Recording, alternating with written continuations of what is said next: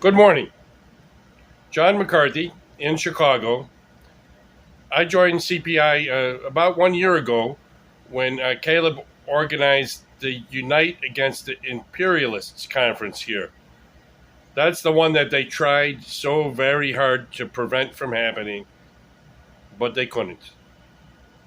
If you watch enough of Caleb's streams, you probably hear him refer to me all the time as the Uhuru guy.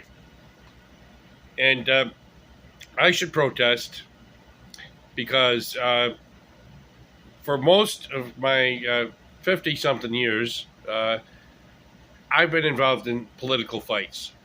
So I've been involved in countless campaigns, organizations, causes.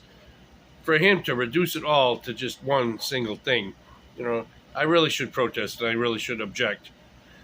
But of course, I'm going to spend the rest of my time this morning talking about the Uhuru 3 case. Uh, Not just because it's the most important fight going on inside the United States right now, but also because they just filed last week this amazing brief. It's the first of three.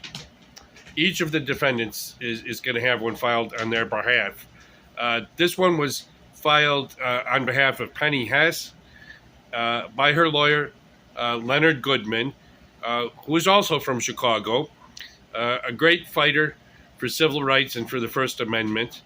And what he wrote is amazing because it's not just a legal brief, but it is a political document, an organizing document. And it starts out by going through the history and the beliefs of the African People's Socialist Party. And then it talks about all the places that Chairman Omali Yeshitela has traveled to promote this cause.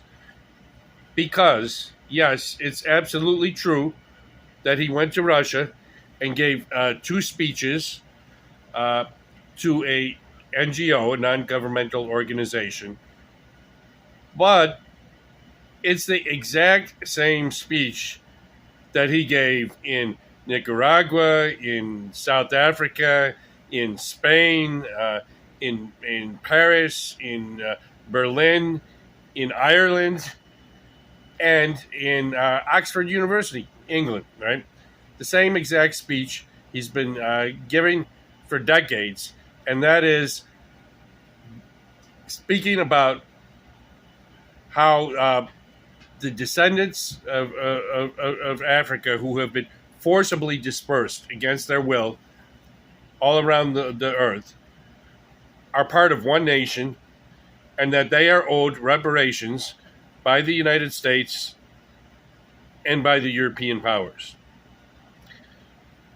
Now, you might agree with that, you might disagree with it, but he has a right to believe that. He has a right to organize around that, and he has the right to go anywhere in the world to speak on that because the plight of Africans in America, the whole world is concerned with that. The whole world is following that. And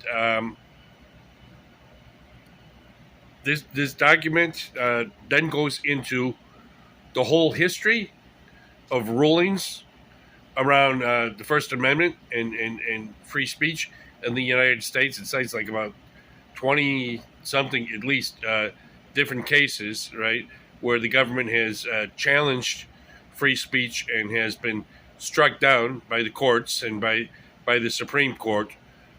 So I wanted to read just one part of it. If you want to hear the whole thing read, at last Sunday's meeting, O'Malley speaks, or I forget exactly what they call O'Malley teaches. It's on the Burning Spear TV YouTube channel.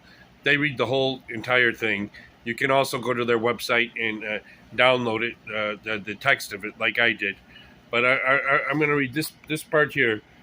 This case is about pure political speech and the right to advocate dissenting views. The overt acts charged in the indictment all relate to political speech and peaceable assembly. The African People's Socialist Party defendants are accused of speaking at conferences, peaceable rallies, and multi city speaking tours. They are accused of publishing articles in their own newspaper, including an article written by a foreign national. Most of the charged conduct targets the public criticism of official U.S. policy with respect to Russia and Ukraine. The indictment attempts to criminalize speeches in which defendants criticize NATO expansion eastward to Russia's border. The 2014 U.S. backed coup to remove Ukraine's Russia-friendly president and replace him with a U.S. European Union puppet regime, and U.S. policy to arm Ukraine to the teeth. Defendants are alleged to have committed additional crimes by making speeches blaming the United States for provoking Russia's 2022 invasion of Ukraine. Every one of these charged offenses are protected political speech under the First Amendment. Our form of government is built on the premise that every citizen shall have the right to engage in political expression and association. This right was enshrined in the First Amendment of the Bill of Rights. And then it goes on to cite a bunch of different rulings on that. I'm going to skip to the end of that section. In summary, the government here is using Section 951 to prosecute members of an activist group for political speech and activism in opposition to U.S. foreign policy. In so doing, this prosecution strikes at the heart of the First Amendment. There's 29 pages. There's a lot more in there. You should either go to Burning Spear TV, the YouTube channel, and listen to it read, or you should go to handsoffuhuru.org and download the PDF and read the whole thing. But what they've done here is turn the indictment of their movement around and make it an indictment of the U.S. government, which is what needs to happen. Now, I read that part in particular because what it's showing, what that part shows, is that not only is this an attack on the First Amendment, but in particular, it's an attack on people speaking out against this proxy war that the United States is waging against Russia. And that is why the Center for Political Innovation takes this so seriously, because yes, this case is about defending the right to organize. It's about defending the idea of reparations, defending free speech. But the thing is, in particular, what it's about is defending the right to try to stop this war. And this war is very, very close to becoming not a proxy war, but a nuclear war. And that will destroy all higher life on this planet. So there's a certain urgency behind this, right? We're not just fighting for our right to express our opinion, right? We're fighting for our right not to have our flesh melted off our skeletons.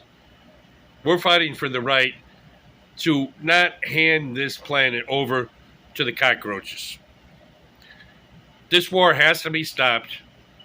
First Amendment is always important, but right now it is particularly important for the reason that they are being targeted, and that is to stop this war. This war has to be stopped. And we at CPI are 1,000% committed to using our free speech rights to stop this war.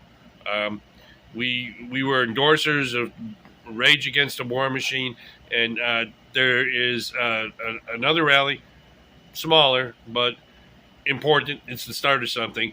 Coming up on August 6th, the anniversary of the Hiroshima bombing. We're saying no more Hiroshimas, no more Nagasaki's, no global Hiroshima, because that's really what we're facing if the Biden administration keeps going down this path.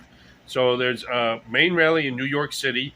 We are sponsoring it, co-sponsoring it in coalition with some libertarians, with Nick Brown's People's Party, with the Schiller Institute, and with many, many, many other organizations. And we have to keep building.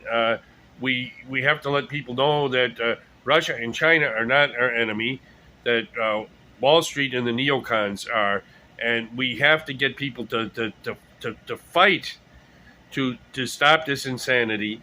And that's what we're doing. That's what we plan to do, and we're going to win.